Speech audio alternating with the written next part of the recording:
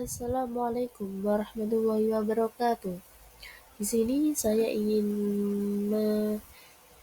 menjelaskan tentang perencanaan dan sistem pembelajaran bahasa Arab tentang media pembelajaran. Apa sih pengertian dari media pembelajaran?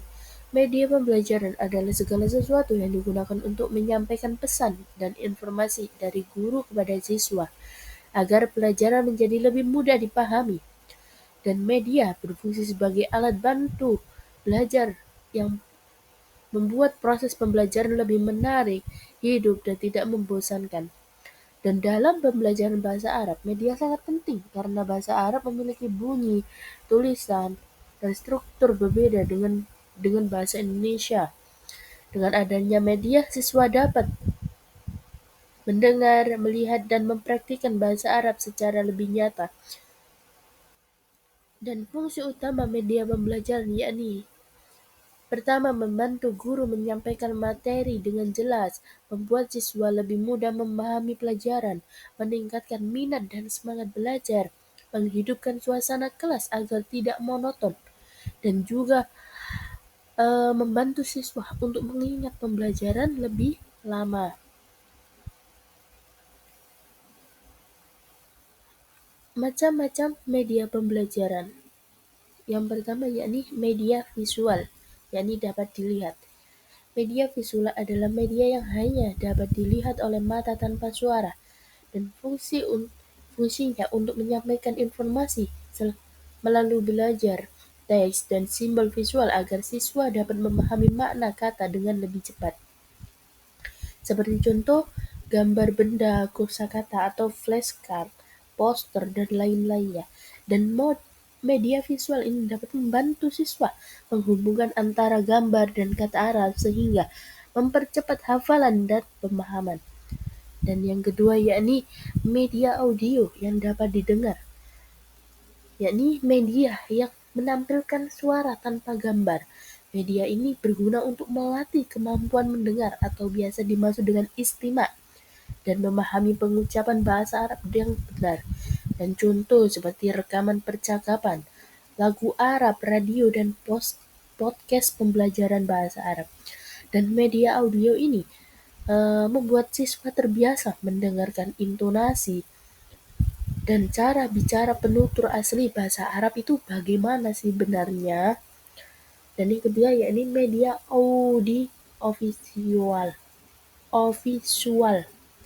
yakni dapat dilihat dan didengar. Media ini menggabungkan antara suara dan gambar sehingga siswa bisa melihat dan mendengar secara bersamaan. Dan contohnya yakni biasanya guru itu menampilkan video pembelajaran, film-film pendek, atau video percakapan, dan lain-lainnya ya. Dan media ini itu sangat efektif untuk membantu siswa memahami konteks percakapan, pelafalan, dan makna dengan cara yang menarik.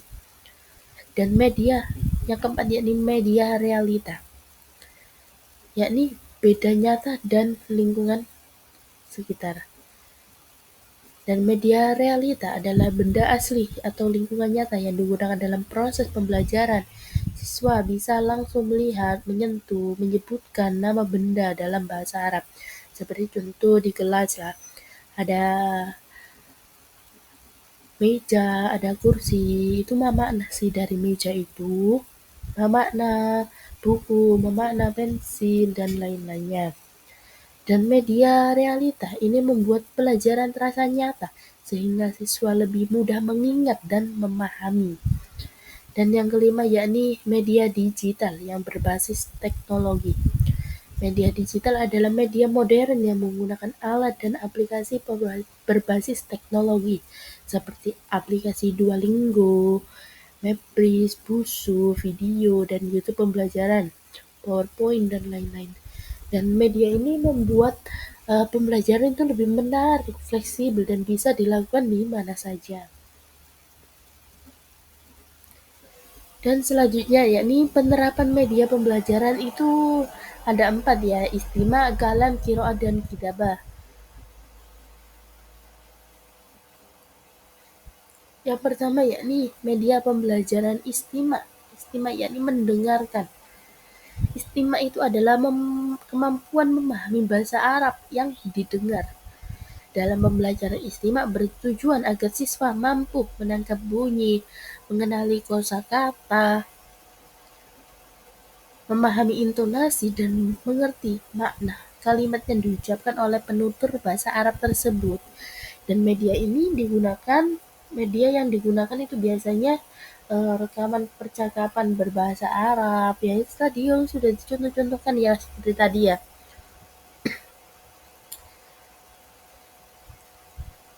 Dan yang kedua yakni media pembelajaran kalam.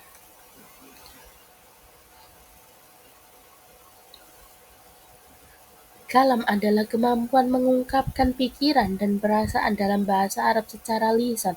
Tujuannya agar siswa mampu berbicara dengan lancar, menggunakan struktur kalimat yang baik dan berani berbicara di depan orang lain.